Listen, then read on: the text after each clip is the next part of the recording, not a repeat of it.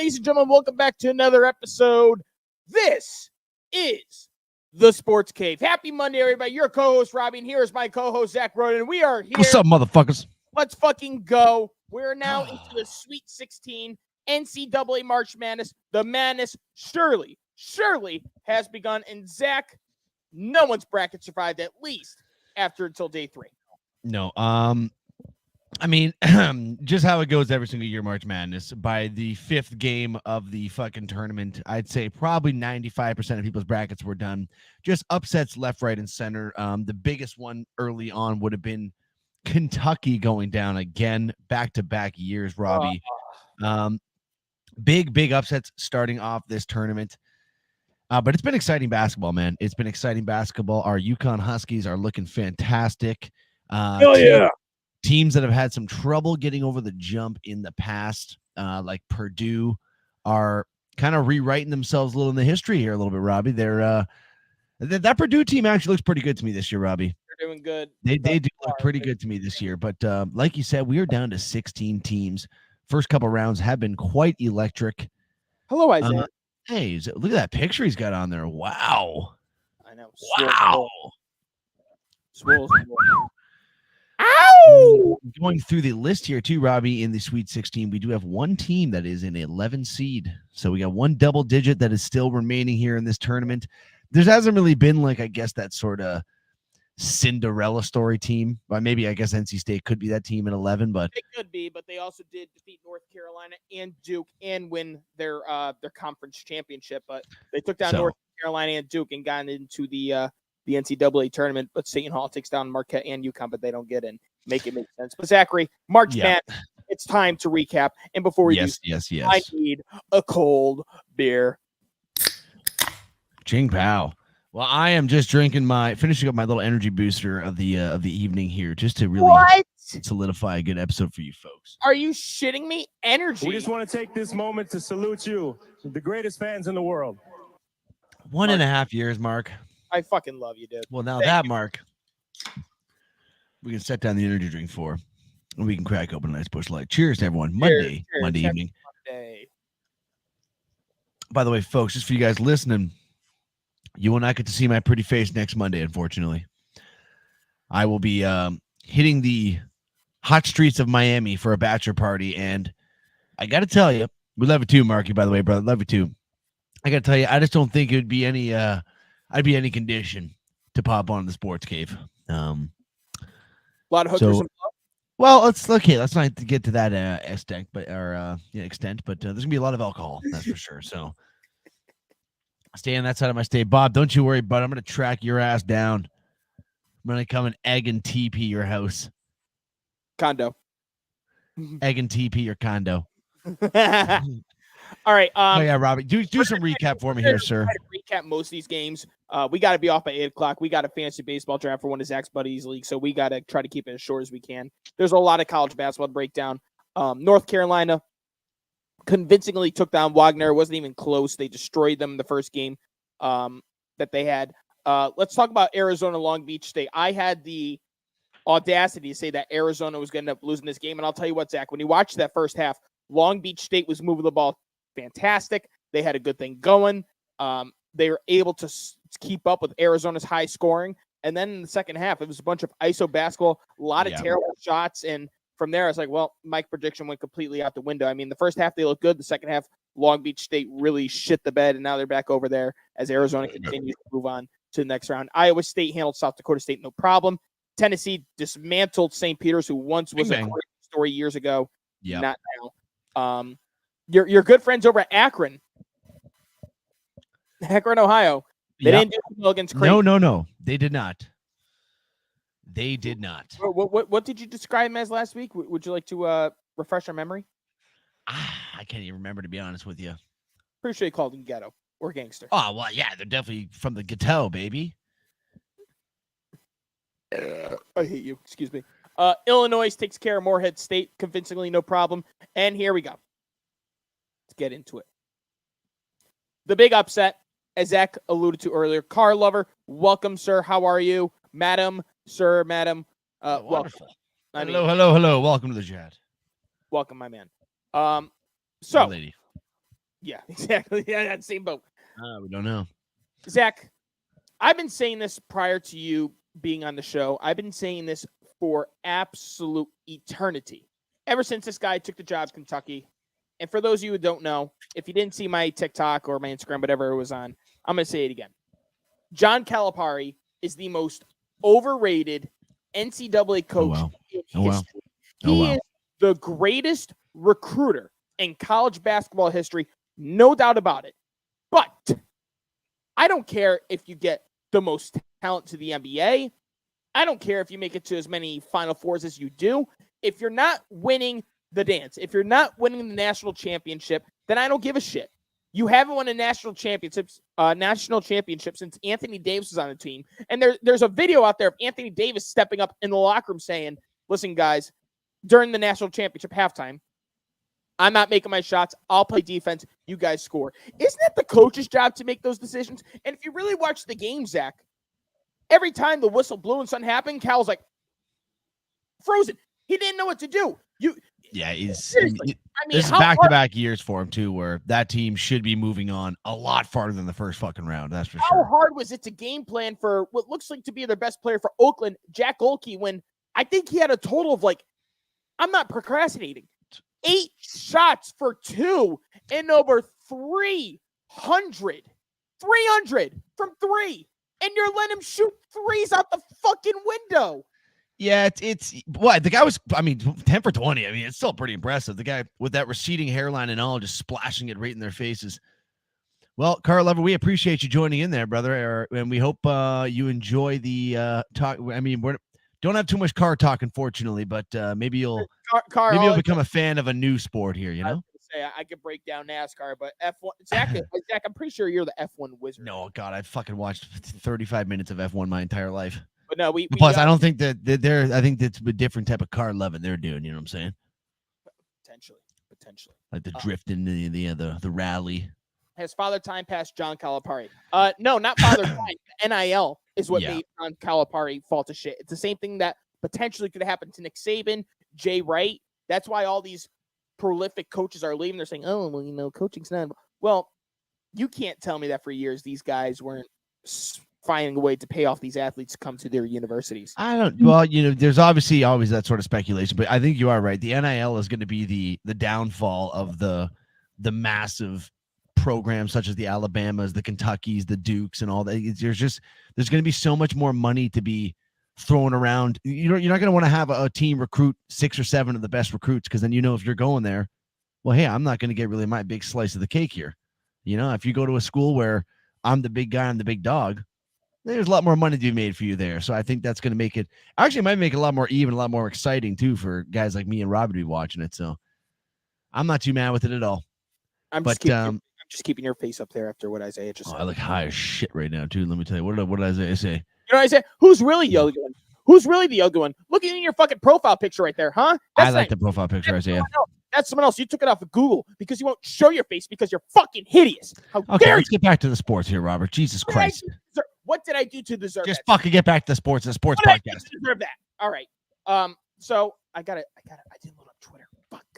Or X, whatever the hell it's called.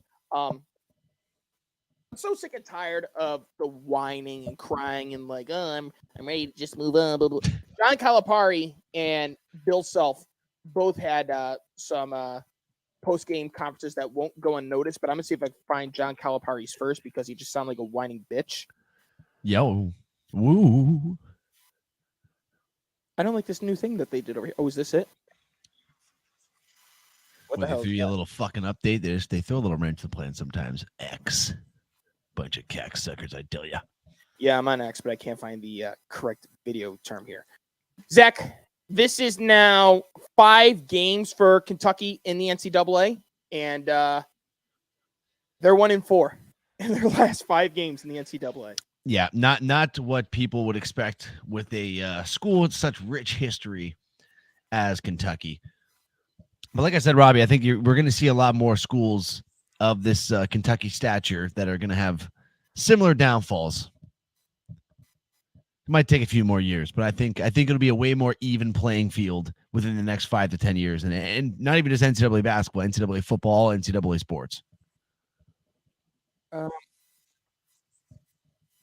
Okay. I don't know if we're going to listen to the whole minute of this, Zachary, but I think this is what I'm alluding to for John Calipari's comments. Are you ready? Yes, sir. I'm ready for it. Coach John Calipari. Let me first of all tell you, Oakland played a heck of a game. And they made some unbelievable shots. We were basically in a box and one late. You know, you go through this, and I've been the ups and downs of this sport.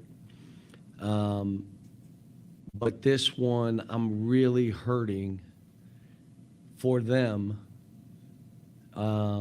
because there's other years your team, you max out and you lose a game and you're like, geez, this team I really felt could have done so much more. And our fans were here again. I feel bad for our fans. You know, wish, you know, we would have played a little bit better, but it's hard when I look at this and I go, this season, these guys got so much better. We're so good to each other. It's celebrated. To define their season and our season with this game, it's the sport we're in. It's it's what we do. But that's what I'm disappointed for them because they deserve this. The preparation, I thought they were great. I thought the spirit was great. I thought we tried to keep it light. But this is this tournament, this kind of stuff. And this one hit me hard for them. Because again, I just thought I had a team that could do some stuff. Talk about throwing your team under the fucking bus. Let me tell you something, Zach. You want to blame your player. Why don't you take a good look in the mirror? Your best player there, well, what the fuck's his name? Antonio Reeves had 27 points and was hitting clutch shot after clutch shot after clutch shot. And you alluded to what the problem was. You went to a box in one too late. UConn in their first game against whoever the fuck they're facing, I forget the university because they're a dog shit university, they pressed. Like if you see that there's an inch of progression for your opponent, attack the weakness immediately so you can shift the momentum. This is a little bit of a cop-out. And you heard him, like, was that like the most confused post-game conference like review you've heard from a coach in a long time? Who the hell is that? Whoa. Marcus! God damn it. Stop it, Marcus! Keep spending your money, Mark. I'm just Thanks, so Mark. Love you, buddy. disgusted with this John Calipari guy, dude. And you know what? Here we go. Kentucky should fire John Calipari right now. They should not even wait on this because are you going to be the Kentucky program where it used to be national championships, glory, or are you going to be Kentucky where we get the best players available but just ship them off to the NBA after a single year? Yeah. One and done program. See you later. Sayonara. Doesn't allude to national championships now, does it? You got one. Congratulations. Since Cal's been there, I think UConn's had 2 or 3. Kansas has had some. Duke has had 2. North Carolina has 1. You're supposed to be up there with those programs. Yeah. Sorry, if this guy's such great of a coach, you should be winning multiple. I can't believe it. I really can't believe it. No, I agree with you. And sorry, Robbie, I'm just looking at my phone here because I'm in a predicament here, Robbie. Uh-oh. I have another guy now that has just been ruled out in my fantasy basketball playoffs. Oh, no. So I'm looking at possibly dropping RJ Barrett right now out of my injured reserve list. Oh, no. I'm so sorry to hear that. Yes. Or it's Monday night. Maybe I just play it off for a night. Kansas survived against Sanford, but it didn't come with a little bit of controversy as what looked like to be a clean block by Sanford was called a foul. Kansas ended up getting the free throws, and it ultimately locked the game for them. Zachary, did you get a chance to see that block? I did. Horrible call. I mean, very clean block in my opinion for the Sanford player. Really, really tough way to end the game too because they played their fucking hearts out. They had Kansas on the brink. That block could have literally changed the entire outcome of that game. At the end of the day, they got the call wrong. There's really nothing else to say about it. And Kansas got lucky and moved on. We could have been seeing another very big upset there, Robbie. Yeah, we should have. Yeah. You tell me if you guys think this is a foul here, because that looks ball. I mean, that is all ball any day of the week, folks. For those of you guys just listening at home and not watching, you got to search it up on YouTube. It is very, very clean block by number 5 here on Sanford. And unfortunately, it goes with no result because he gets a foul for it, and Kansas locks up the game. You really do hate to see it. Okay, Yeah. so there's that. Gonzaga takes down McNeese. I believe this was the actual first upset of the day, and it came when DeQueese took down BYU. Which one was that? You have a video coming up? No. Oh, I thought you had it pegged like. No, that was an upset, and I was leading you into you must not have saw it. So BYU was one of the better 3-point shooting teams in the country. They weren't physical enough whatsoever in the game against DeQueens, and it really showed. I believe DeQueens dominated them in terms of like rebounding and. I mean, that would make sense. That would make sense, Robert. Yeah. All right, I think I made my mind up, Robert. Someone's talking about Chipotle. Who the fuck is talking about Chipotle in my fucking ear? I couldn't even understand one word he said there because he fucking yelled it so loud. I'm sorry. I have someone talking about Chipotle in my fucking ear hole, and it wouldn't Chipotle? go. Yes. It Get wouldn't me. go away. I'm sorry. Goddamn fucking Chipotle, huh? BYU ends up losing this game to the Queens. There's no other fucking. The Chipotle really got me distracted, bud. Well, you know what? DeQueens moves on. Like I said, guys, there's a lot of upsets here in this first round here, Robert. 4 upsets for you right there. Oregon takes down South Carolina, and one of Oregon's players came back healthy, but man, what's his name here? Jermaine Couisnard. First game, 40 points against South Carolina. Amazing performance. Following up, I would fucking say so. NC State upsets Texas Tech. NC State is the team we were just alluding to earlier that won their ACC conference championship. Took down Duke, took down North Carolina, and they took down Texas Tech in the first round. Dayton holds on to beat Nevada. Texas beats Colorado State. Drake doesn't end up beating Washington State. They end up losing. Michigan State upsets Mississippi State, and that was the first of games on Thursday. And Friday, our UConn Huskies destroyed Stetson University. Absolutely. In the biggest blowout of the first round. Yep. They end up winning this game by 39 points. Dominic Kling ends up with 19 points, 8 rebounds, and I want to see the blocks. I don't think he had a block in this game. No blocks. He led the team with 19. Their starting lineup, everyone had double digits. He led the squad with 19. Cam Spencer, 15. Stephen Castle, 14. Tristan Newton, 13. He had 13 points and 8 assists. And Alex Caravan with 12 points. Damn. And that's what I mean. Why, like, when I choose the UConn Huskies to win the national it's really not biased. It's because they're that good. They're the most complete team. There's no team close to them. Maybe this team could be close in people's minds, but Purdue takes down Grambling convincingly. They beat them by 28. Grambling was one of those teams that needed that last second game to get into the tournament, so they had their courageous victory only to get stomped at the foot of Purdue, the Boilermakers. Marquette takes down Western Kentucky. Baylor takes down the toothpaste college Colgate. Another upset. I told you, Zach, that I wanted to do it, and I really did want to, but I didn't want to sound biased because they're out of Connecticut. Yale takes down Auburn 78-76. I had some sort of feeling about Yale because whenever they make the dance, there's always an upset, and Yale plays every team tough, and they took down Auburn. Yep, 100%. That was a great game for Yale, too, right there. Sorry, Colover. I'm sorry I made you hungry with all the Chipotle stuff. and just to let you know, they were talking about chicken in the Chipotle advertisement. In case you love their chicken. Auburn upset by Yale. Duke takes down Vermont. Alabama, a high-scoring game. I believe they went to overtime against Charleston, 109-96. San Diego State takes down UAB. The battle of Barstool's Big Cat and PFT in favor of PFT. JMU takes down Wisconsin 72-61. And if you watch JMU again, they looked more skilled, more aggressive, and not for nothing, Zach. I think they forced double-digit turnovers in the first half for Wisconsin. Wisconsin couldn't keep the ball clean.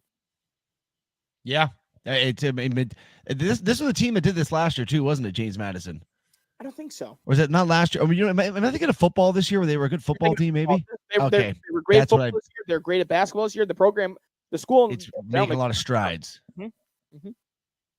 Grand Canyon upsets St. Mary's 75-66. Clemson takes down New Mexico 77-56. Colorado upsets Florida 102-100. Okay, we got to pause right there. Is that not the highest scoring tournament game you've ever seen? It is. It's right there with Alabama and Charleston. But that one didn't require any overtime. Yeah, no, that was an insane game. Just offense galore. No defense being played in that one. Nope. Northwestern Florida Atlantic, it went to overtime, and there are a lot of questionable calls by the referees that looked like we're going to favor FAU, but Northwestern found a way to pull through with the victory. Texas A&M takes down Nebraska. Utah State takes down TCU. And our Saturday slate of games, the round of 32, Michigan State lost to North Carolina. Arizona beats Dayton. Iowa State beats Washington State. Tennessee takes down Texas by 4. Illinois handles the Queens. Creighton beats Oregon by 13. Gonzaga murdered. Absolutely butt-fucked the Kansas Jayhawks. The Jayhawks had the lead going into the half, and then they got outscored by 22 points. Yeah, it was a blowout during that second half. I mean, Kansas obviously missing their best scorer, who I believe went down with an injury a couple weeks before the tournament. So, I mean, not great news going into the tournament, but to hold them to be that close going into the half and then to have this sort of score as the ending finale, or the ending final score, I mean, that is definitely not what Kansas wanted. Just an absolute butt fucking by the Gonzaga Bulldogs. And those Bulldogs are moving on there, Robert. They are.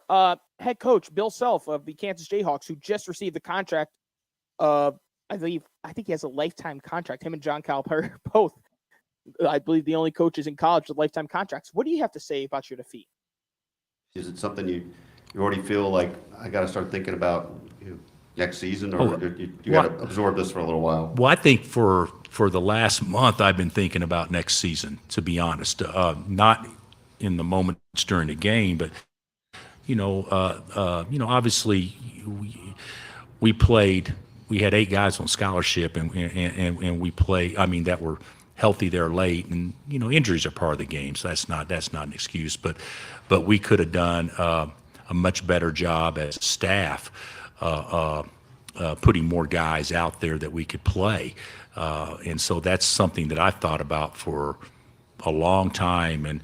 And the thing about it is, in basketball, early on, you can play through some things, but the course of a season, there's a grind that goes with it, and bodies get run downs, injuries occur. That's all part of it.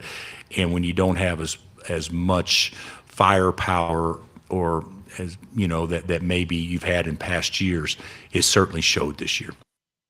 What a fucking pussy. That was not a good line to say. You've been thinking about fucking next year for the last month. Like, seriously, that basically just tells your team, like, I had no hope in you guys this season, so I've already begun my preparations for next year because you guys are shit and we're not going to win fuck all this year. How as a recruit do you look at that and be like, well, if I get injured, or if the other player that might be a little bit better than me gets injured, he's already thinking about next season? Seriously? Yeah, it's not a very good look for him. That's the kind of shit that's the shit that tells me great recruiter, but once something like that happens, they have no plan B.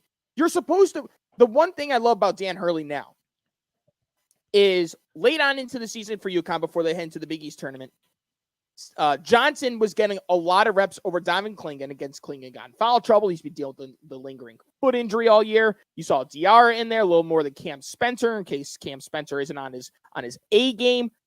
You got to prepare for things like that, man. Seriously, these kids don't deserve the blame. That's bullshit. Like, if a head coach, now if a head coach comes out there and takes full accountability, you could look at the overall course of the game and be like, well, maybe this kid could have done something better, or maybe he could have done something. But no, when you come out and say shit like that, I was looking forward to next season about a month ago. What is wrong with you? Yeah, it's not a very good look. It is not a very good look at all. I mean, let's be honest here, Robert. It is not a very good look at all. And look at this dude's smug fucking face after he's done saying his name. Look at that smug face, dude. Do you see that smug ass face of his? I love to smack that shit out of it. That looks more to me like a guy that's just like, oof, I don't know if I should have said that right there. That was Potentially. not a good idea. But yeah, it slipped out of his little cocksucker of lips he calls right there. So he fucked up. Kansas fucked up. We'll see you guys next year. Yep, that we will. NC State handles Oakland, who took down the Wildcats. And on Sunday, the final slate of games over the weekend, UConn takes down Northwestern by 17. Northwestern outscores it by 5 in the second half, but UConn dominated the first half 40-18. Purdue murdered Utah State 106-67. Houston takes down Texas A&M in overtime last night 100-95. Didn't get a chance to watch the game. Apparently, they just got Texas Tech. What I watched that game. First of all, what an they had one guy on their team, Robbie. I think it's Noah Taylor. I want to say the guy's name was for A&M. For A&M, this guy was just fucking shooting from absolute anywhere. I think he was like 5 for fucking 18 or something like that. Like just terrible percentages, but he was making the big shots in the end. And then with 1.2 seconds left, Texas A&M gets a ball, inbounds it to the 3-point line, hits a buzzer beater 3 to tie it up. All the momentum going into overtime, and unfortunately, they just ran into a better opponent. I mean, they held on for as long as they could. You're talking about Mr. Wade Taylor. Wade Taylor, yes, that'd be his name. Well, his overall numbers: 8 of 9 from the free throw line, 3 of 13 from 3, 5 of 26 from the field. Yeah, so the numbers but like you should have seen some of the shots the guy's putting up. I was sitting there, I'm like, there has to be a game plan here. They're just giving it to this guy, and he's just winging fucking hook shots from the 3-point line, for Christ's sakes.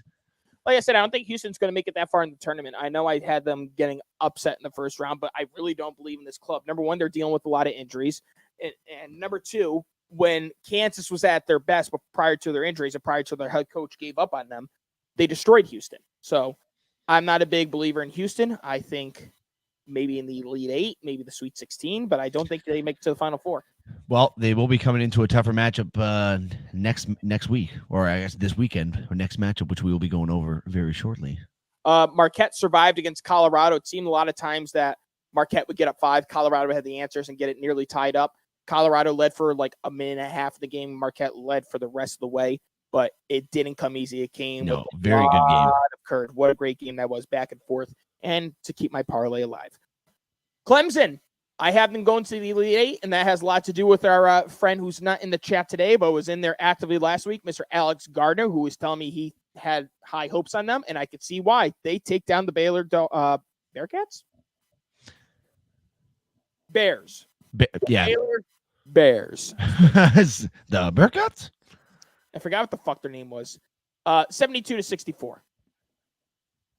JMU, their Cinderella story came to an end as Duke destroyed them by 38, 93-55. And Alabama takes down Grand Canyon 72-61. San Diego State handles Yale. It would have been so nice to see Yale versus UConn, Connecticut versus Connecticut. But we're going to get a rematch from last year's NCAA championship. San Diego State will be taking on the UConn Huskies. Bam, bam. I love to hear it. I love to hear it. I love to see it. I can't wait to watch UConn. Until Thursday, Zachary. We don't get games until Thursday. Yep. Mm-hmm. UConn is favored by 10.5 against San Diego State. Arizona is favored by 6.5 against Clemson. North Carolina is favored by 4.5 against Alabama. Iowa State is point favorites versus Illinois. Those are the Sweet 16 games on Thursday. And on Friday, Marquette is 6.5 point favorites against NC State. Purdue, 5.5 against Gonzaga. Duke is the underdog, 3.5 spread for Houston. I might be taking Duke.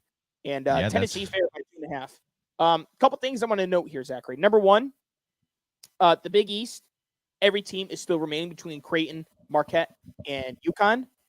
That's the first thing I want to note, seeing how I think Seton Hall would have put up a better fight than a lot of these teams that got eliminated, like Kentucky and all of them. Yeah, yes. Number two, I am up $190 in gambling bets over the weekend, Zachary.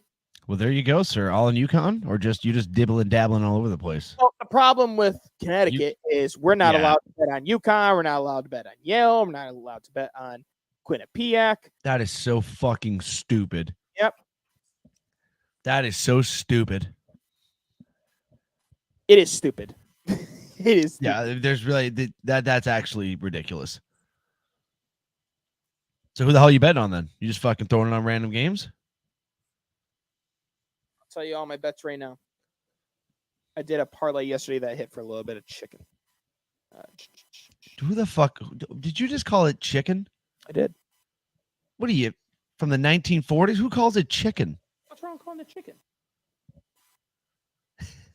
I got that from my boy Dylan Oaks. He still calls it chicken. Well, it sounds like your boy's a farmer. Shout out to my Keisha. Okay. It's taking a very long time to load today. I was gonna say you are, yeah. So our parlay that we had, I went Clemson plus 8.5, Houston money line, Purdue money line, Marquette money line. That turned to $90 off of 25. Nice. Marquette left me down when I took them live bet at 10.5. They were up by 11.5, and they ended up letting me down. Kansas ended up losing. They let me down my 2-leg parlay with them in North Carolina. JMU, I had the money line against Wisconsin. That won me a good amount of change. I took Duke minus 12.5 against Vermont. Panned out. Nebraska ended up losing. I ended up losing that. Marquette, I took the minus 14.5 against Western Kentucky. Northwestern money line against Florida Atlantic. Oregon, I did an alternate spread minus 1.5. They won. Yeah, we're doing good. Well, there you go, sir. Keep it rolling then. Keep it rolling. Keep it rolling. They legalized sport betting. You just can't bet on UConn or Yale or Quinnipiac. You can't bet on college teams out of Connecticut. It's really weird. Which is just silly. It is very silly. Cam Thomas out. Are you fucking kidding me? Cam Thomas. I have Cam Thomas. Fuck. Well, I got him in my other league. Okay. All right. Here are some other notes to be noted. Yes, ma'am. NCAA. Michigan hires FAU coach Dusty May, 5-year contract, $3.75 million a year. He's brought FAU to back-to-back tournaments last year. They made it to as far as the Final Four. They had a very disappointing season this year under Juwan Howard. I'm a big fan of this hire. Dusty May is a great name, too. It sure is. And West Virginia, after the whole thing with Bob Higgins and his DUI consistency, they elect to get rid of him. I don't know who their coach was beginning of the year, but when you don't hear West Virginia part of the running there for the NCAA tournament, you know something's going wrong. Well, they're hoping that Drake's coach, Darian DeVries, will bring them some luck into back to the tournament next year. I got one more question for college basketball, Zachary. Yes, sir. I think the favorite to run away with is UConn. If you had to pick one team left in the tournament right now that contends right there with UConn, who would it be to win the championship? Honestly, Robbie, I would say Marquette. Whoa! Would be a team that I could see. I mean, they faced them already a few times this season. I think they know what they're getting up against when they go in to face this fucking this UConn team. Mm-hmm. And that is the that would be my one pick of a team that could possibly jump in there and do a little bit of upsetting here. Well, their head coach talked about how important it was that they got their point guard back in time for this tournament, and it really showed because he was taking over the game left, right, and center towards the final 2 minutes of the second half. So I got that as my finals matchup. Yeah, you know what, Zach? I think that's it. I think that's all we got. Damn. Well, Robbie, that was impressive what you just did right there. That was impressive. It wasn't easy. Well, you made it look easy, sir. Well, I appreciate that. All right, Zachary, we got an hour left till we got to get off of here to do our draft. Yeah. So I tried to do as quickly as I could. Well, you know what? You did pretty good. Yeah, unfortunately, guys, we have an expedited episode today. Before I hand it over to you, we got two topics to talk about here in the NBA really quick. And the first one is a big one. And our friend Steve, who lost his moderator status because he found it was more important to go play basketball than hang around for a basketball talk. And you know what? He asked for this. It's here, but he's not. So I'm disappointing you, Steve. Very disappointing you. Can I get some in the chat for Steve? Fuck you, Steve. Fuck you, Steve. I didn't say that. I said something else. All right. Well, the Clippers have not done particularly well with Russell Westbrook being out of lineup. They're 6-6 without the former MVP. There's a chance he comes back tonight against the Pacers, but one thing's for certain, he is guaranteed to come back this week for the Clippers. Definitely best case scenario was coming back before the playoffs. Zachary, do you think the Clippers are a favorite out of the West, or are they uncertain? The problem with the West, Robbie, is like, dude, this West is deeper than Lisa Ann's pussy back in her prime of doing porn. You know what I mean? This thing is a gaping deep West. Getting Westbrook back, though, I will say this, Robbie, is going to give them a boost that we both know they desperately need. 6-6 since Westbrook's been out. Marcus, they're gonna need to get back into this. But you know what? I'm not going to say they're going to be favorites in the West because you still got to look at teams like Minnesota. You got to look at teams like Denver. I mean, there's a lot of really good teams in the West, but this is definitely going to help their chances out. I'm not going to say favorites in the West, though, Robbie. I'm still going to say this West is very deep, and it's honestly, but there could be 5 or 6 teams where this West could easily go. You know what I mean? Like that. That's how deep and how talented the West is this year. So I'm not going to jump into any conclusions with that.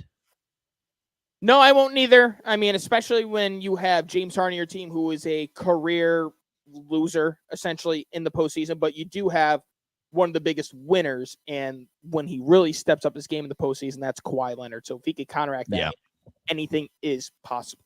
But definitely big to have Russell Westbrook back. They'll have that spark off their bench. Maybe they'll find their identity, which Paul George says they lost, and maybe that was a big part of their identity, was Russell Westbrook being out.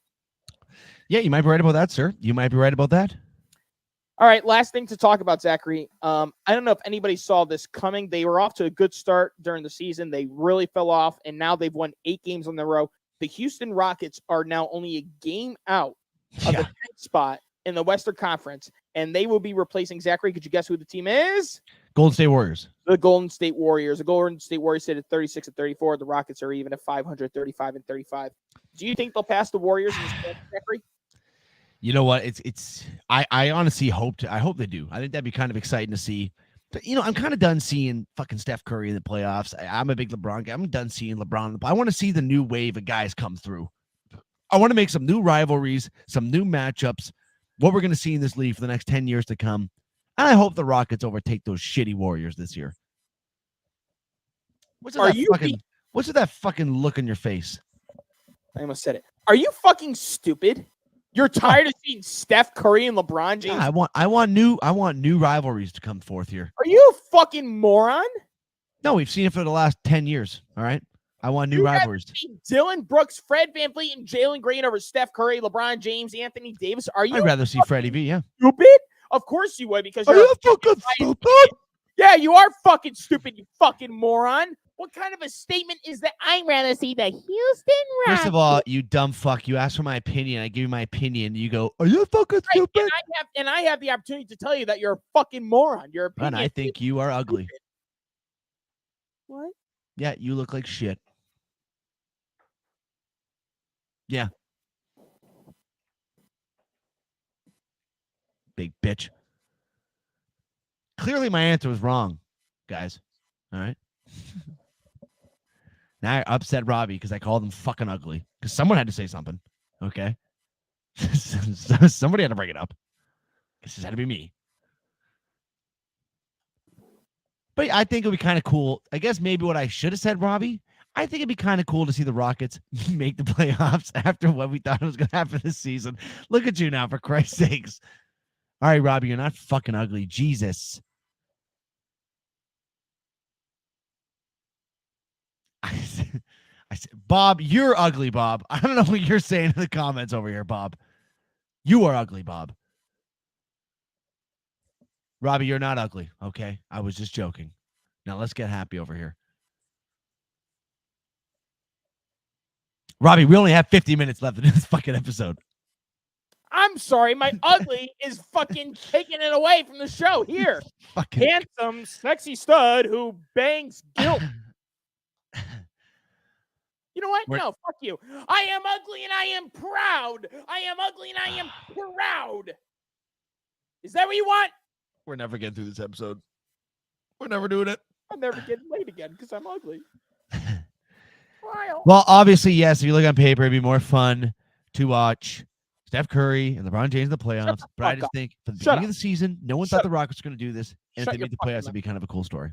Shut up. We're over this. Go ahead. Talk NFL. Talk hockey. I don't give a fuck. I'm ugly. Well, we're going to move on to the NFL, Mr. Ugly. And we are going to start off with the biggest news that come out of the NFL this week so far, folks. And that would be how the NFL is essentially ruining this game now. Essentially ruining the game. It came out today that the NFL has officially banned the hip drop tackle. So now they've just added another way where you cannot take a guy down in the NFL. At some point, I think it was J.J. Watt that said it. Just throw them with bands and flags on the side at this point, because how are we even supposed to play football anymore, Robbie? Like, I mean, you obviously have watched football a lot longer than I have. Is this not idiotic? Am I wrong by saying this is fucking stupid? We're really putting my R word to the test today. Yes, it's very fucking stupid. It's idiotic. J.J. Watt put it best. You could bet on the soon-to-be flags coming on. Julian Edelman. There are two sides to this. I'm for players' safety, and hip drop tackles are dangerous. But on the other hand, how is a defensive player supposed to tackle if we take away every method of tackling? Hashtag healthy debate. I mean, it's honestly feel like they're ruining this game. Like, it's okay. You're right, because people are getting injured. I hate to break it to you guys. This is fucking the National Football League, where Mack trucks are colliding with Mack trucks. It's going to be very tough to stop injuries. I understand no one wants to see them, but for fuck's sakes, you still have to play the fucking game.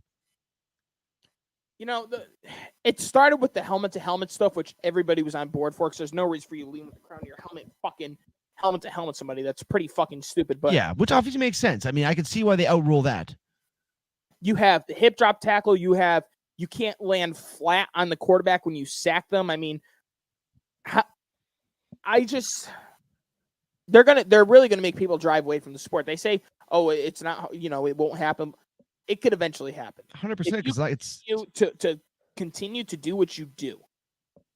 Then honestly, I'll tell you this: if this continues, in terms of like greatest wide receivers, greatest quarterbacks, greatest running backs, Mahomes might get disqualified from the conversation at some point. Justin Jefferson might get disqualified at some point because they can't get tackled. They don't feel the pressure because they're so protected by the NFL. I mean, say what you want. Brady played alongside everybody, but he played in that aggression where people lean with their fucking helmets and doing helmets. And Peyton Manning was doing the same thing. Troy Aikman, John Elway, Brett Favre. In terms of receivers, Randy Moss, Jerry Rice, Terrell Owens. Running backs, Barry Sanders, Jim Brown, Adrian Peterson. These guys were dealing with danger ahead. And what did Tom Brady say best? If I see a receiver get hurt by the way the ball's thrown, you failed as your job as the quarterback. You're supposed to put him in the safest position possible. And that's what I try to do with every receiver I ever threw the ball to. Yeah, but I mean, now he would obviously excel in this game, in this day and age, Rob, because there's safe spots all over the field now. Because this game is becoming a pussy sport now. And in my opinion, this is like literally, I think we could be 10 years away from this becoming a fucking professional flag football league. According to ESPN's Adam Schefter, quote, they said banning the hip drop tackle pass unanimously, but I spoke to some teams that weren't in favor of this. It's going to make the jobs of the defensive players infinity more difficult. Infinitely more difficult, I think is what we meant to say, but that's okay. They spelt it wrong. But yeah, I mean, it's an absolute ridiculous rule. But I guess we'll just have to wait and see what happens next season. But I'm not looking forward to seeing whatever new version of tackling they're going to have to come up with now. But Mr. Robert, we do have some more news coming in the NFL. Earlier on this week, I guess we'll get over this one quick because it does regard my Cleveland Browns. Gay.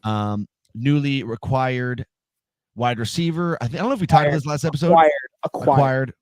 So you want receiver. My grammar? I could correct you too, bitch. Newly acquired wide receiver Jerry Jeudy signs a 3-year, $58 million extension, $41 million guaranteed with the Browns, as well as the Browns furring up more running backs in this fucking division, or in this little pool of running backs we have now, which is making me a little bit worried that Nick Chubb might not be as healthy as I'm thinking he is. But they bring in Donta Foreman. Dante. Okay, well, that's a weird way to spell Dante. Dante Foreman on a 1-year deal, adding him now to a running back room with, I believe, 5 running backs. You have Nick Chubb, you got Ford, you have Pierre Strong now, you have Hines, and then you have Foreman. So 5 running backs now. So I have a lot of questions now, Robbie, of what the fuck this means for Cleveland. I've been hearing rumors Nick Chubb might be a casualty of being cut for cap space.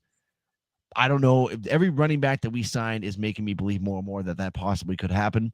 And to be honest with you, really not liking the room that we have if we do cut Nick Chubb. So Great. we'll just have to just wait and see what happens. But let's hope to God that these motherfuckers are. I don't like your keeping trade of. I don't like your trade of Jerry Jeudy. I don't mind the Jerry Jeudy trade because we got him for nothing. You're better off trying to get Cortland Sutton for nothing than Jerry Jeudy. Well, maybe Cortland Sutton wasn't maybe wasn't available for the price. So you gave up a 5th round pick for Jerry Jeudy? Yeah. Would you give up a 3rd rounder for Cortland Sutton? Probably not with the amount of fucking with the amount of draft problems we have. What? Probably. Maybe I would, but I don't. Yeah, why don't you wait? Why don't you just wait and see how Jerry Jeudy looks next year playing the Browns offense before you start chirping?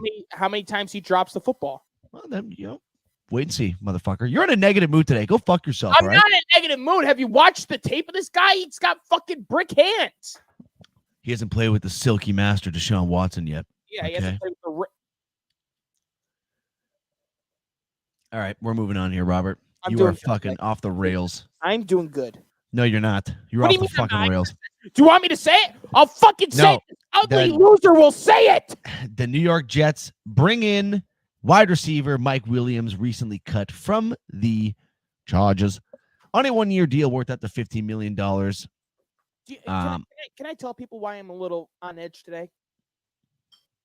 Sure, Robbie. This morning, folks. It started this morning. It's not often that I deal with cars on the road when I'm driving to work because I get up at a very early time. I leave my house at 4:30 in the morning, maybe a little bit later sometimes. I get behind this one person that is doing 40 in a 45, and I hold my breath. I say, you know what? We're going to go to this calm. We're going to be okay. Brake, gas. Brake, gas. So it gets to the point where we're at an area where it shows the speed limit is 50. The second you take the left turn stoplight, it's right there. Speed limit 50. They're doing a 40 in the fucking 50. Now it's probably an old grandma. They get off the road. It's that Robbie's yelling and screaming at. She's probably tired. Maybe doesn't want to drive into a brick wall. 4:30 in the morning. If you're scared, then don't drive. Call an Uber. You old bitch. Okay. Well, and we're going to get back to the sports here, Robbie. You just called someone's grandma an old bitch. Thank you, Carl Lover. Thank you. Justified reaction. Thank you, Carl Lover. Oh, my God. Hey, the guy who loves cars, or the guy or gal that loves cars is on my side. Thank you. Well, we're going to move on here anyways, Robbie. Speaking of a Sutton, just not the Sutton you're talking about. Wait, Cameron Sutton. We didn't get to talk about Mike Williams because well, sorry. Because you went on to one of these ridiculous stories about you almost the third time you mentioned I'm in a fucking fuss, and that's the reason why. I want to give the people a reason. And okay, well, how do you feel about Mike Williams going to the Jets? Fucking love it. Absolutely. There you go. Jesus Christ. I didn't think that was going to go that way. Holy fuck. You got Garrett Wilson. Alan Lazard was already going to be a good number 2 because him and Rodgers have that connection. You upgraded big time. Mike Williams is young. I know he's coming off a torn ACL. He's young. I don't see any problems with him making a speedy recovery. And he's arguably the best one-on-one deep ball catcher in football. He's definitely one of them. And he's a big boy. He is a big boy. I mean, red zone threats, you better hope you have Mike Williams because that guy might be seeing a lot of passes from Aaron Rodgers if healthy. Big key word, if healthy. The Jets, Joe Douglas has done an amazing job. Incredible job. The one thing Joe Douglas hasn't done well, and you can go back to every GM prior to Joe Douglas, they haven't drafted a good quarterback. And it's not even just Joe Douglas. Every general manager prior to, the last good quarterback they had was Chad Pennington. He wasn't all that great. All right? Since then, the trade that they made for Jamal Adams in favor of the Jets. Every draft outside of Zach Wilson, Breece Hall, Jermaine Johnson, Sauce Gardner, all worked. Garrett Wilson.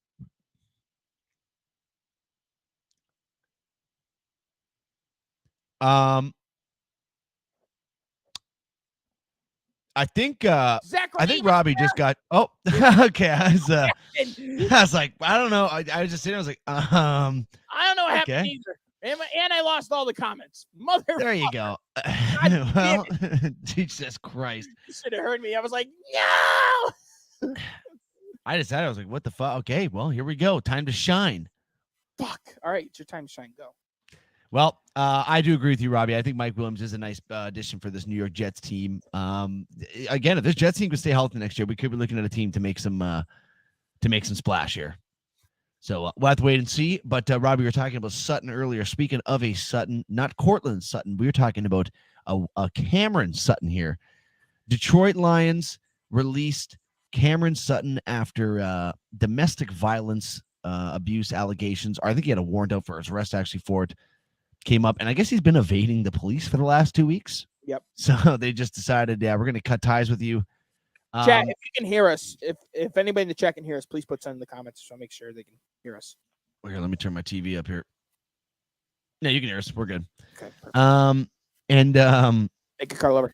I had something to say something to you, and I could not remember what I was going to say there. I just want to make sure they could hear us, bro. Well, you know what? It's going to come back to me at some point. But yeah, after 2 weeks of evading, oh, that's what I was going to say. And then I was reading today on Twitter that apparently Mike Tomlin has had contact with this guy now about possibly bringing him into the Steelers. Mike Tomlin loves those guys, bro, because they're the best fucking players, and he can control them pretty. What, the guys that beat their wives? Those the type of guys you're talking about? I mean, it didn't stop Jerry Jones from bringing in Greg Hardy years ago. Well, okay. It hasn't stopped Mike the Tomlin. Rangers or the Pirates from bringing in Aroldis Chapman. Jeez Louise. And he shot a gun at his wife. Well, I guess we'll have to wait and see what happens with Cameron Sutton, but as of now, he is a felon. And last but not least here, Robert, and probably the biggest news here in the football we may not have the biggest news, but the biggest and probably only trade that has happened, the questions of where L'Jarius Sneed will end up, the cornerback for the Chiefs, who made what people are calling a Super Bowl winning or one of the biggest plays in the Super Bowl anyways of this last season by punching the ball in on the 1 yard line for the Baltimore Ravens. Yep, We're running it in there. Yep. He is no longer a member of the Kansas City Chiefs. He will be heading to the Tennessee Titans for a 2025 third-round pick and a 2024 seventh-round pick. I don't really know too much about the football trades, but is that not should that not have been more of a price to pay for L'Jarius Sneed? Yeah, I get he's maybe a little bit older. I'm imagining with the picks that they acquire, they're not losing a lot of cap space because they get decent contracts with those picks. I think the Chiefs now have $18 million in cap space they could use to spend, and there's been a lot of talks about OBJ potentially going to Kansas City. So I have seen that as well. The Chiefs really bolster up their offense because they got. I'm not going to say lucky, but if you have a healthy Aaron Rodgers and you have a healthy Burrow and you have a healthy Bills defense, who knows? It could have gone exactly with that offense. I don't think you're repeating, but they just brought in Hollywood Brown. I mean, they already have Rice. Looked like he was a pretty good guy to come out of last year as a rookie, so we got to wait and see what happens with that. So really stick with the postseason, but it's definitely it's something they need to address. Bringing in Hollywood Brown, maybe bringing in OBJ, maybe Rice could, and what better fucking talent to be around Rashee Rice and OBJ and Hollywood Brown. Pretty remarkable to be around him. If I'm OBJ though, I'm looking for as big of a payday as I possibly can get. And I wonder if the rumblings were spreading around about this hip tackle too, because if that's the case, then bolster up your offense as much as you can because defenders are going to be getting flagged. Defense is going to go out the fucking window next year because no one's going to be able. If it's going to be like when you go to sack a quarterback and you think he's going to throw it, so you just kind of let off him because you don't want to get a rough in the passer flag. The guy goes, "Oh, you didn't touch me. You want to get a couple extra yards out of this." But yes, L'Jarius Sneed to the Tennessee Titans, Robert, and that is it for the NFL news of this week, sir. What the hell are you loading up down there? What are you loading up down there, huh? Don't worry about it. Oh. Well, you know what time it is now, Robbie. Oh my God! Can't touch this. Scared the shit out of me, for Christ's sakes. Before we go into the NHL here, though, I will say Bob just wrote in that OBJ has been offered a contract by the Dolphins. I'm not sure what Bob's sources are, but you know what? He just looks like a trustworthy guy. So I'm going to take Bob's word for it. You like that? You like that? But, Robbie, let's move on to a little bit of NHL hockey. We have some news. Wait. How dare you forget every time you have to talk hockey, you're supposed to fucking wait. Okay. Relax. I set this up for you, and you continue to forget. Okay, hey, deep breath there, buckaroo. Hey. All right.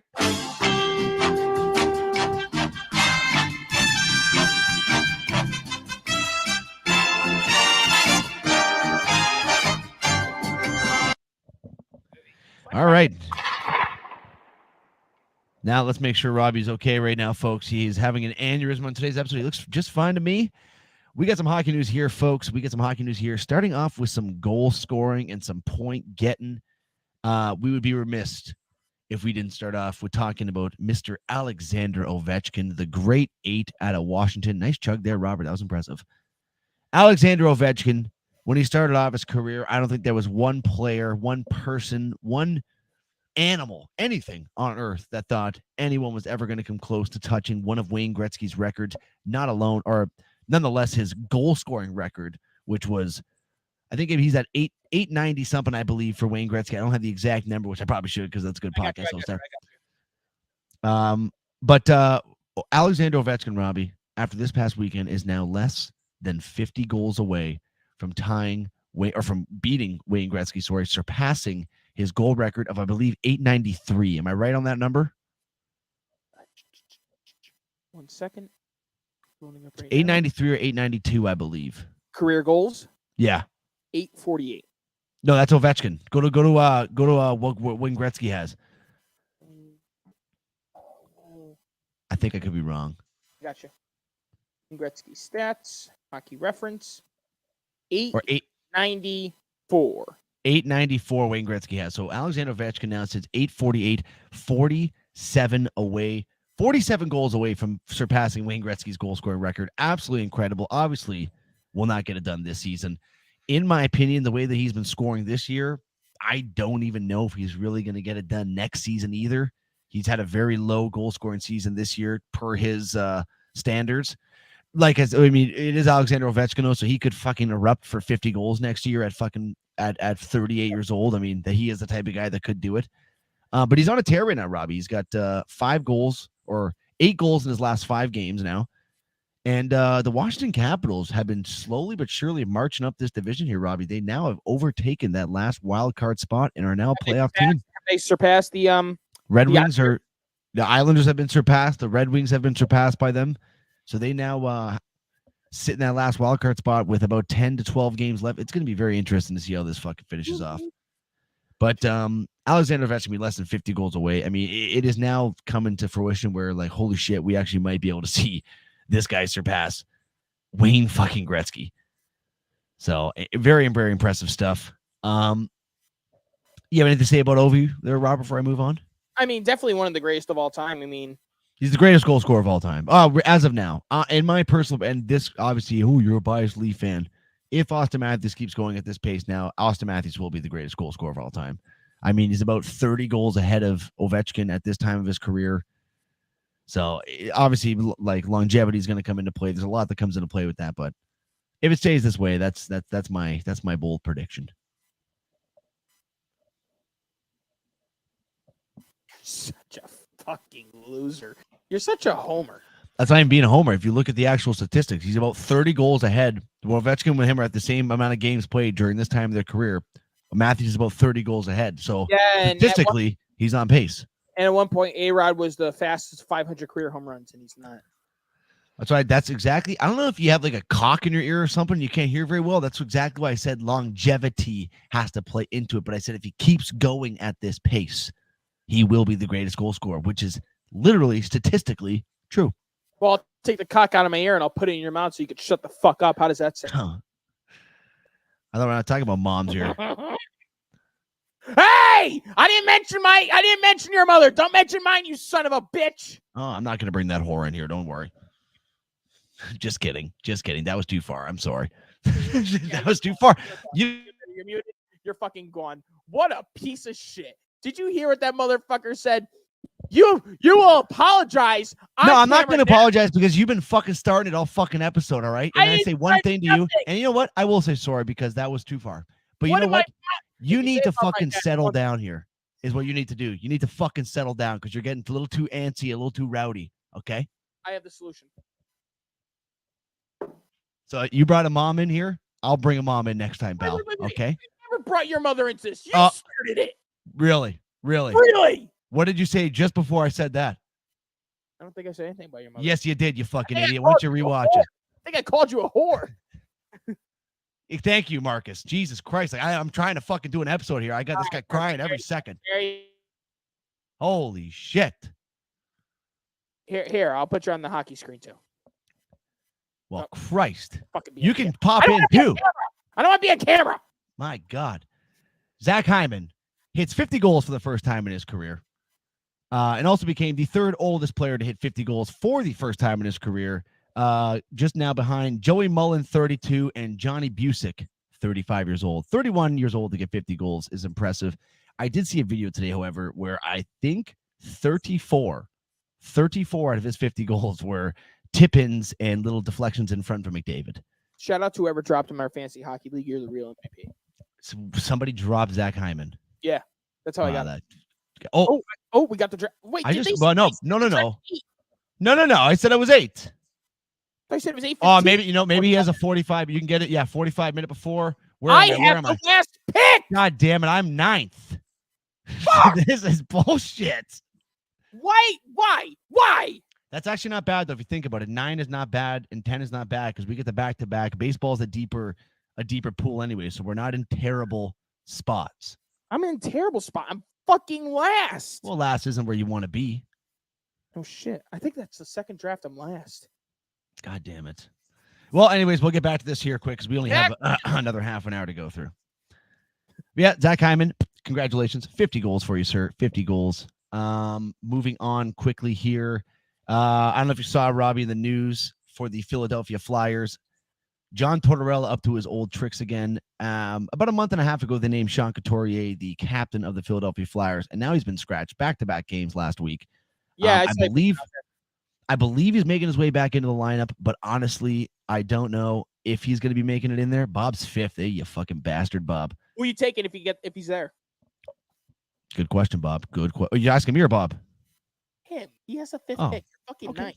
Well, yeah, but I'm one before you, so you don't tell me who you want, bastard. But we'll have to wait and see if Sean Couturier does get back into the lineup. We'll have to wait and see.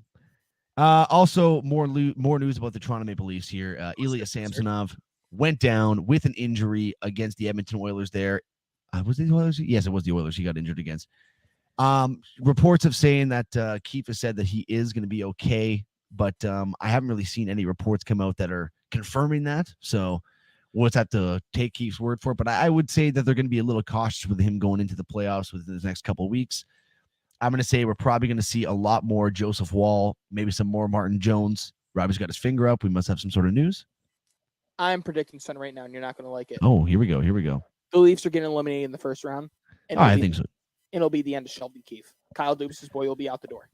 Well, first of all, I wanted that last season. I wanted Sheldon Keefe gone last season. The only problem is, Robbie, is we just signed him to a extension this season for 2 or 3 years.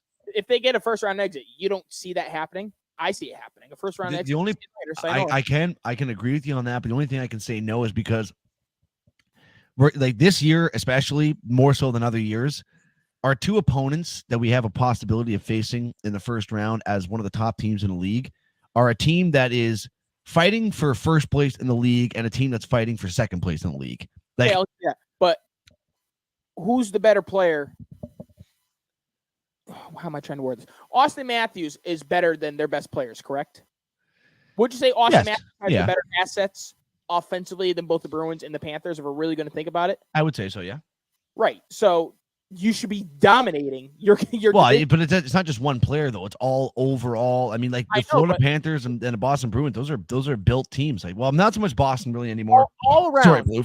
Well, no, I seriously, all around, I'd say we have the better offense, but they both have the better defense and goaltending. Better goaltending for sure too. Especially, I mean, obviously, especially with Samsonov being out, but not to say that Samsonov's a fucking the brick wall savior to have back there, but we'll have to wait and see what happens. It does say that he's going to be fine, so don't read too much into it. But Robbie, there is something too that I saw that this season. You know, I'm a big Nathan McKinnon guy. Okay, I've been backing him. I've said over the last basically calendar year, the best hockey player that I've seen play hockey, at least at 5-on-5, has been Nathan McKinnon. And that means I'm saying he's better than Connor McDavid over the last calendar year. I think I'd rather build a team around McKinnon than McDavid over the last calendar year for how he's played 5-on-5, how explosive he is. Robbie's laughing over there. But Nathan McKinnon, Robbie, you know how many players have started off a season with 33 straight games, 33 straight home games with a point? There's been one player, and his name is Wayne Gretzky. He hit 40 games.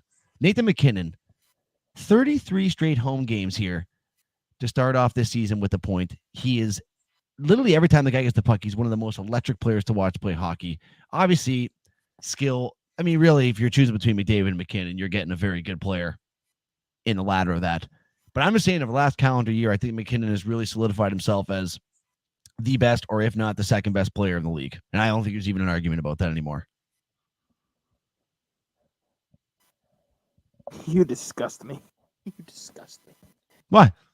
You know, for someone that knows hockey as much as I think you're trying to be bold. I don't think you really believe it. I think you're trying to things that you're saying today. I don't think you really believe it. I think you're just trying to edge it up and get a little reaction. And, you know, I appreciate that. But there's no chance in hell you firmly believe that if you were to start a team right now, you would take McKinnon over McDavid. Very well. I'm saying 5-on-5 stats. He's been the best player. So there's definitely a point that I could definitely make the point of taking McKinnon over McDavid. I could definitely make the point that he's the better all-around player when it comes to 5-on-5. McDavid's a great player. Don't get me wrong, very skilled, but he does get a lot of his points in the power play. He'll finish off a season with 70 points in the power play, which is fantastic. Don't get me wrong. But McKinnon's the type of guy, not saying McDavid can't do it either. They both can do it, where they can take over the game just by themselves. McKinnon's a little bit bigger. He's a little bit stronger.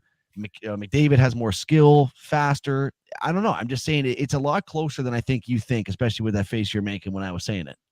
Is this the modern day Crosby Ovechkin debate that we'll be having for the next 5-10 years? It very well could be. Except I feel like the majority of people would, I mean, obviously with what McDavid's been doing, getting all the points and all that shit, but I'm just saying McKinnon is a fucking different type of beast.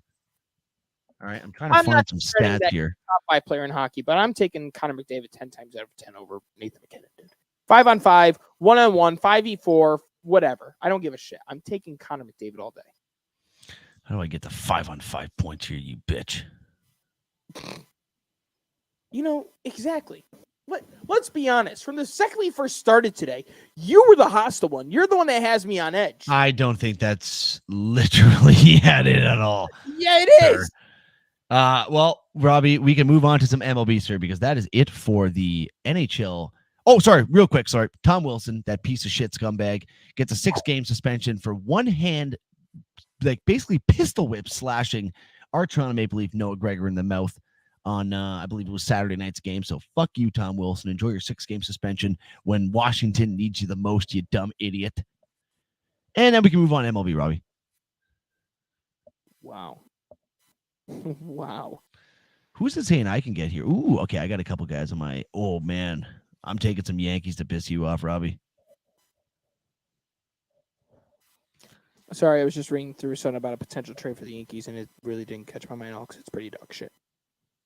All right, Zachary. Well, let's get into what the biggest news coming out of baseball is right now. We know that this week is opening day for 28 other. Really enjoyed the entertainment. Fortunately, it's time for me to sleep. Car lover, listen, man. Thank you so much. Yeah, fucking right, car lover. Man or ma'am, thank you so much for joining in. I'll be tuning into some of your streams. I'll drop you a follow and tune into some of your Now, they won't always be this rowdy. I will warn you on that one, but you know, there won't always be mothers being called whores in this podcast. That probably will never happen again, to be honest. I never called your mama whore, you piece. No, but you said something about her, okay? I don't think I did. You did. I'll show you afterwards. Like I said, I took it too far, okay? Like I said. Good thing my mom doesn't listen because she really would hate me. She really would fucking hate me. Sorry, Mrs. Robbie's mom. Yeah, fuck you. All right, good into some MLB here, dude. We only got 20 minutes left here. Shohei Ohtani. When we're talking Shohei Ohtani, normally we're talking about the contract. We're talking about him being the best player in baseball, two-way Babe Ruth. But the worst thing that could have happened for Shohei Ohtani is gambling. Yeah. Gambling has prevented Pete Rose out of the Hall of Fame. Charlie Hustle. Pete Rose is one of, if not most, I'm sure people have Pete Rose in their greatest of all time debates for baseball. The dude hustled all the way till he couldn't anymore. And because of his gambling addiction as a manager, kept him out of the Hall of Fame. Stupid. Player. No, it's not. No, because are you inducting the player or are you inducting the manager?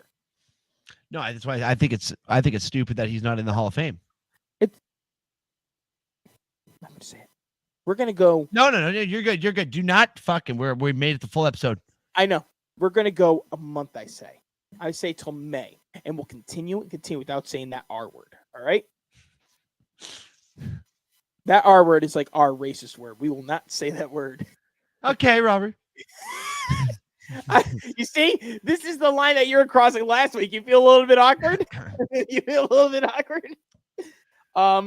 So his interpreter was fired, I believe, last Tuesday or Wednesday. I believe it was last Tuesday because it was right after their first game of the season. Marcus. He was fired, and Wednesday the dugout looked a little bit different. It was shown Tuesday that Ohtani went up to his interpreter. They were laughing, having a good time. So I believe, because as I look it up here, I should have liked the tweets. The story, I believe, is the interpreter owed $4.5 million for bets. And the first rumor was Ohtani knew about it, and he gave him the money. And now the new rumor is wait a second, Ohtani didn't know about it, and Ohtani didn't give him permission to take the money, which is now speculating that was Ohtani betting on sports? Here's the thing. I don't care if Ohtani's betting on football, baseball, soccer, whatever. If you're a professional athlete, in my opinion, Zach, you shouldn't. If you're an active, I'll retract that. If you're an active professional athlete, you should not be allowed to bet on sports. That is my opinion, because that is a part of your profession in the industry that you work in. You should not be allowed to bet. I disagree. And that's fine. I mean, it's debate for debate. I don't think you should be betting your own sport. I think you should be able to bet. Like, I mean, if I'm Shohei Ohtani and I'm watching fucking Korean baseball or whatever, I feel like maybe not. Well, that's a bad example because that's baseball. If I'm Shohei Ohtani and I'm watching fucking curling on TV, I feel like, yeah, you should be able to throw $20 on it. You know what I mean? But that's my opinion. I ain't throwing $20. They're throwing $20,000 because that's their Well, that yeah. is $20. I disagree. I don't think that in the world of professional sports, professional athletes should be betting amongst each other or amongst other sports. That's just my opinion. But either way, everyone agrees that you shouldn't be gambling on your own sports. I mean, prior to Shohei Ohtani, I'd say the biggest name that got caught in this recently was Calvin Ridley. What it cost him? It cost him a full year of football. And if this is to happen with what happened to Pete Rose and how he'll never, ever get into the Hall of Fame. Yeah, this could be a dark cloud. This could be a dark cloud. If there's some way that they find him guilty, which I don't think he will be, because I think MLB will do everything within their power to cover up their golden boy. This isn't Alex Rodriguez. This isn't Manny Ramirez. This isn't Roger Clemens. This guy is the modern day Babe Ruth, which people swore we never see anyone like Babe Ruth ever again. He's here and in living color. This guy will be protected as much as they can by Major League Baseball.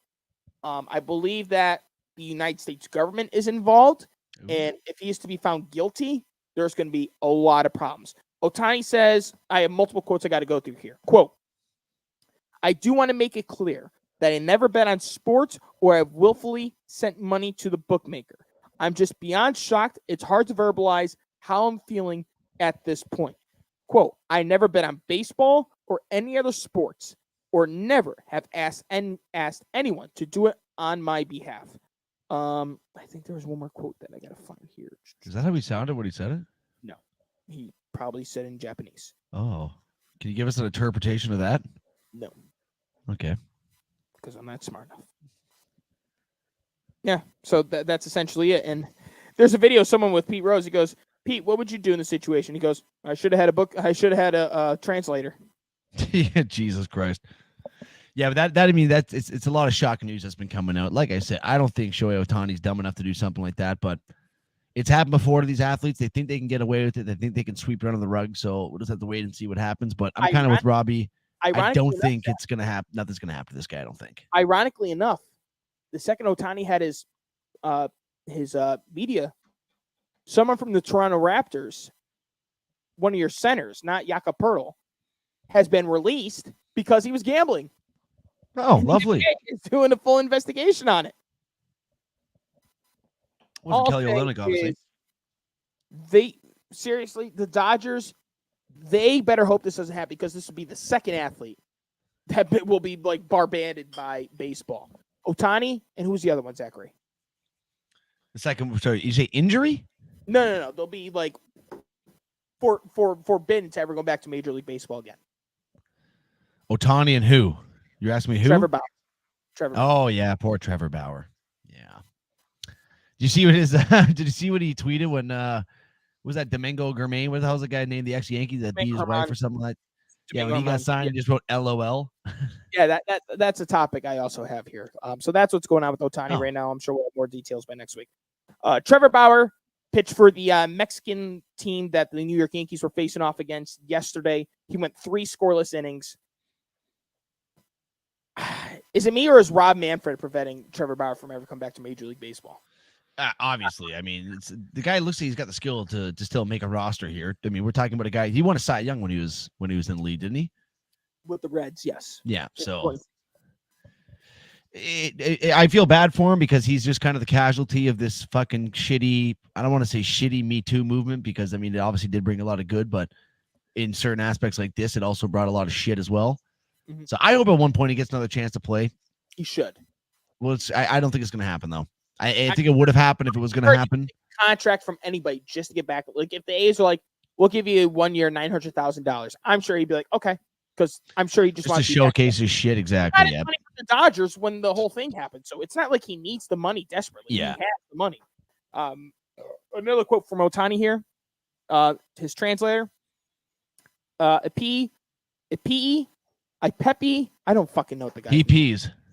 He probably does pee. Has been stealing money from my account and has told lies. Wow.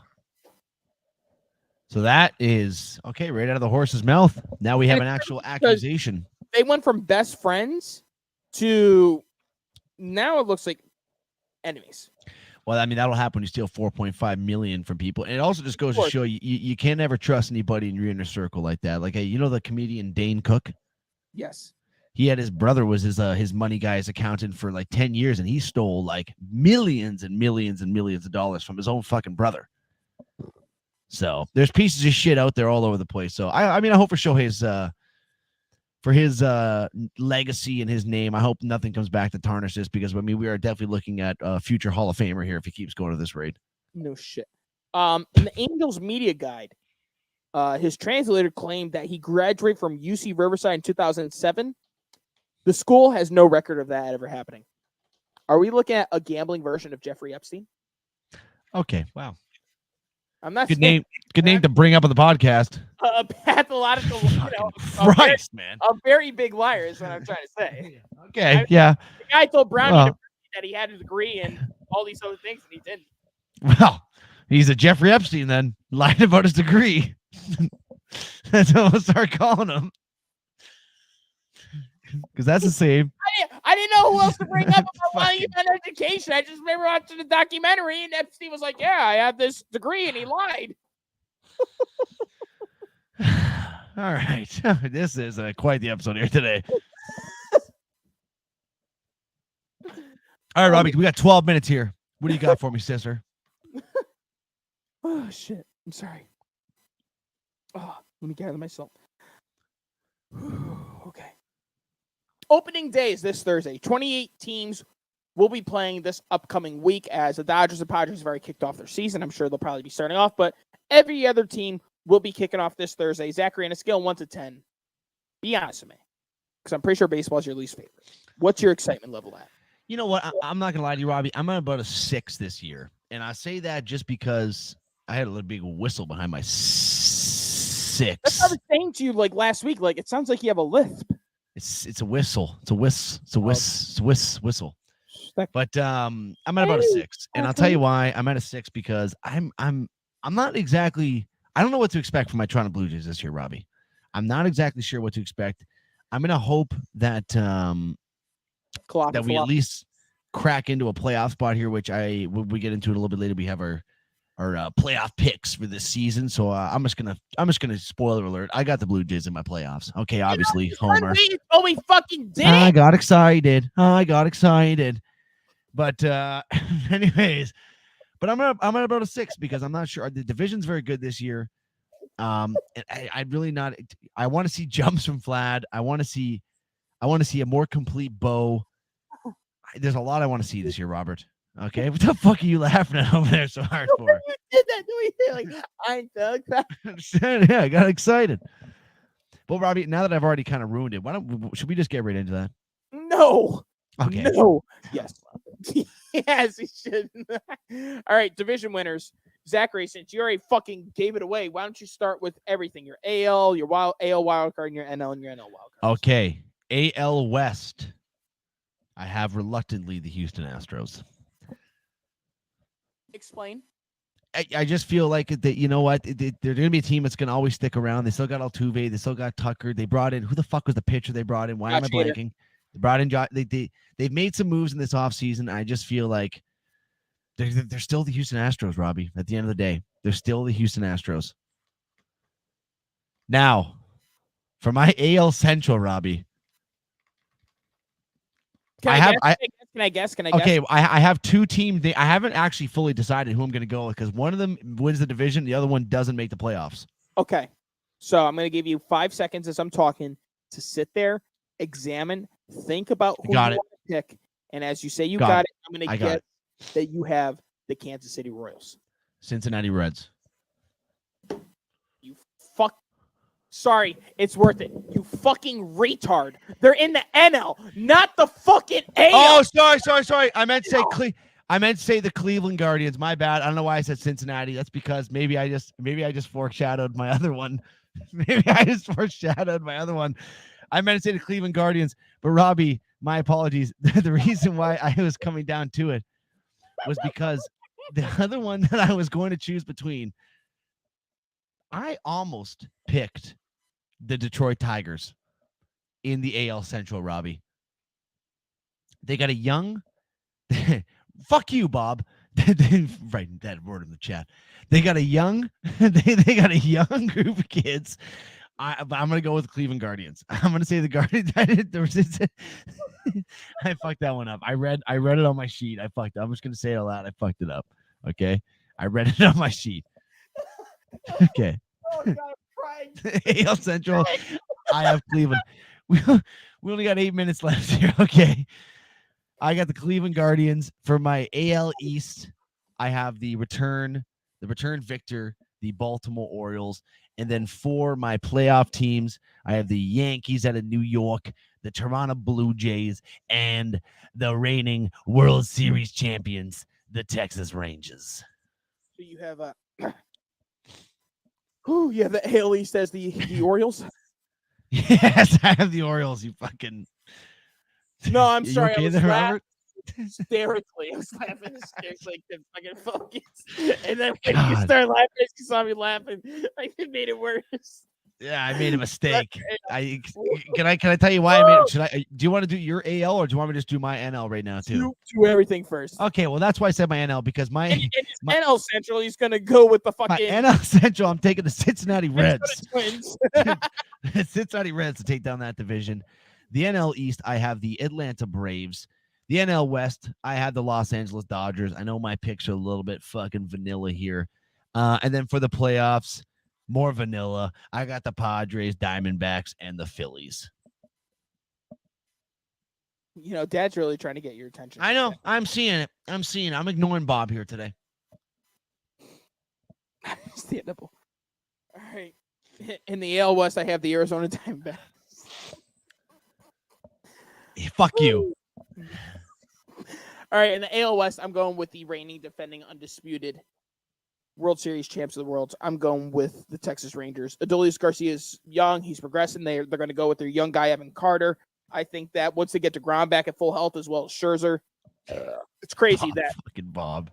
The dynamic duo in New York is in Texas with the Rangers between Scherzer and DeGrom, which is so fucking insane to me. Yeah. I'd say their biggest loss really in the offseason, I mean, pending what happens to Jordan Montgomery, we'll talk about that in a second, but Aroldis Chapman, you know, the guy they traded for is their biggest loss. So, I mean, they kind of really stayed put with what they had. Bruce Bochy is one of the greatest managers of all time. I think they're going to win the division. The AL Central is a tricky one because part of me wanted to go with the Kansas City Royals with Bobby Witt progressing, the solid moves they made during the offseason. You know, you have the Guardians who you never know what their case is going to be, but with Terry Francona gone, I don't expect them really to be anything close to what they once were. The Tigers are the Tigers. They're giving $25 million to Javi Baez. That stinks. So I'm just going to play it safe and go with the Minnesota Twins. They lost Sonny Gray, but bringing up Royce Lewis, keeping him full-time, I think could really help their cause and win the Central again. In the AL East, I need a beer because I laughed so hard my throat hurts.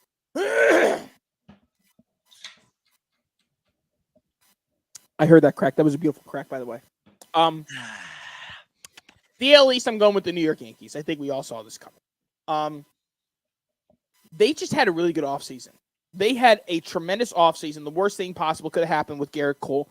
But had you had asked me last year, without Juan Soto, let's say they still bring in Verdugo and Trent Grisham and all of them, I would have the Orioles winning it. But I got to believe in this fucking offense now, dude. You brought in Soto, you brought in Verdugo, you brought in Trent Grisham. Volpe's supposed to take another step. We might see Austin Wells more so than Jose Trevino. Anthony Rizzo is back from a full healthy concussion. Stanton had 3 home runs in one game in spring training. He's been mashing the ball the last couple spring training games. I got to play an offense. I have to. So for those reasons, Cole's out for 1 to 2 months. Rodon's got to step up. Cortez has got to step up. Everyone in the pitching staff has got to step up, and the lineup's got to stay healthy. The worst thing could happen is DJ LeMahieu's hurt. I hate to say it, but at least it was him and not Judge or Soto or Volpe or. That's nice. That's LeMahieu, you had to do that deal at the time, but this is what you're going to deal with. I don't know if we're going to see him as the everyday third baseman going into next year. It wouldn't surprise me if they had to move on and put Peraza over there. They got a lot of options. The farm system has done really well. A lot of options. I'm going with the Yankees in the AL East. Now, before I take too much time to talk about the Yankees, my 3 wildcard teams are the Houston Astros for obvious reasons, the Baltimore Orioles, and the Toronto Blue Jays. I'm sticking with the Blue Jays, even though your best asset pickup was Kalafer Falafel, right? That's how you pronounce it? Yeah, that fucking, I think it was Kafir Falafer or something like that, or Koffer Falafel, or Kiner Kaduki. There's a bunch of different names for him. We could just call him shit at baseball. That's fair. That's fair. I'm still mad at him because he ignored me when Teague stayed, so fuck you, Kalafer Falafel. You goddamn bitch. All right, NL West. I went with the Los Angeles Dodgers for obvious reasons. The NL Central, the Brewers won it last year. You have the Reds. I'm going with Marcus. I hope you're here. Cody Bellinger and the Chicago Cubs. What a fucking bum mock. Tell him he's a fucking bum mock. I think bringing in Craig Counsell was huge for the Chicago Cubs. You know what I think of Craig Counsell? That's what I think of Craig Counsell, huh? Sorry. That's from my buddy Mark. Well, Mark would prefer if you said that about Cody Bellinger instead of Craig Counsell. I definitely think that about Cody Bellinger, but Cody fucking Bellinger. No, do it the right way. Hey, fuck it. There you are, Cody. Yeah, they lost Marcus Stroman. They kept Cody Bellinger. I think that with the right manager, they can win more games and make a run in the playoffs. So I'm going to go with the Cubs in the NL Central. The NL East, we're going to go with the Braves, obviously. In the NL Wild Card, this one you really had to sit here and think about. It was a tough one. I made the easy decisions, to be honest with you. I took the easy way out on this one, but there's a couple teams. Yeah, the Diamondbacks brought in Eduardo Rodriguez. They brought back nearly everybody except Tommy Pham from that World Series roster. The Mets brought in JD Martinez, which we'll talk about right after this. I went with the Phillies, obviously. I think they're still right there at the Braves, neck and neck for the best team in the NL East. I went with the San Diego Padres, although they really failed last year. I think that Bob Melvin just didn't mesh with what they have going on there. An old school guy with the new school team didn't really mesh in well. Maybe the new manager can figure something out. So I'm going to go with the Padres. This one might surprise you, Zach. The land of essentially free agents that were left on the wire for the longest time. Blake Snell, Matt Chapman, Jung-Ho Lee. I'm going with the San Francisco Giants. Yeah, I had them in. I had them in up until I realized that I didn't have the Phillies in. I was like, fuck. I was like, I feel the Phillies. They're just always there, too. So I took them out last second, put the Phillies in. But I had the Giants knocking on heaven's door as well, too. So that doesn't surprise me one bit. Yeah, no, I went with the San Francisco Giants. And the other team I was thinking of right off the bat wasn't the Diamondbacks. It was the New York Mets. But Cody Senga getting hurt is big. There's drama surrounding Pete Alonso's contract situation. And a new manager again in New York. It's not looking good for the Mets. And Steve Cohen's basically said, like, we're kind of in a rebuild, but we're hoping to produce well. It went from we're going to win a championship in 5 years to, all right, it's time to rebuild. Yeah, let's see what happens. The Giants, I think, could make a little bit of a run. We'll see what happens. All right. Last couple notes for baseball, Zachary, and then we got to get off because it's already 8 o'clock. Yeah. Oh, yeah. JD Martinez, 1 year, $12 million contract, $2 million this year, $7.5 million deferred throughout, I think, like 2050. So he's making out well there. Bobby Bonilla contract, $2.5 million in signing bonus. This is something I said the Mets should have done a while ago. It's finally fucking happened. It's about time. The lone wolf. There's only one person left in the free agent market, Zachary, and that is Jordan Montgomery. I don't know what team he's going to end up going to. I saw the Yankees are re-interested in making negotiation talks with him. I would like to see Jordan Montgomery back in pinstripes. I loved Harrison Bader. I also love Montgomery. It was a contradiction, but Montgomery is a pretty decent star. I think any team will be lucky to have him. And last thing to talk about here, Jackson Holliday, the number one prospect in baseball, will be starting in the minor leagues. I think Baltimore made a mistake here. I understand you have Gunnar Henderson starting at short, but why even bother holding up? I mean, you already called up everybody in your system, and you're just going to wait on this guy. I think around May or June, we'll see Jackson Holliday called up. And if there's a big injury for the Orioles, he'll get called up. I think so, too. All right, Zach. Damn, you purred through that, bud. I tried. And you know what? We got a baseball draft to do, folks. Zach's not here next Monday. He's going to be banging some Latina chicks, hopefully, in Miami. I'm hoping Sexy strippers. Yes, I am praying that you get some putang down there in the 305. Ladies and gentlemen, your co-host, Robbie Zachary. I guess I'll have to do the honors this week, but for this week, I'm going to ask you to take us on now. Sayonara. Yes, sir. Yes, sir. Yes, sir. What a Monday episode here, folks. We got to run. So I'm going to make this short, sweet, and, of course, sexy. Wait. My mom is not a whore, you piece of shit. You are right about that, sir. And Bob just called us fat pigs. Bob, you are a fat pig. Let's go to Say Sexy Sports Cave.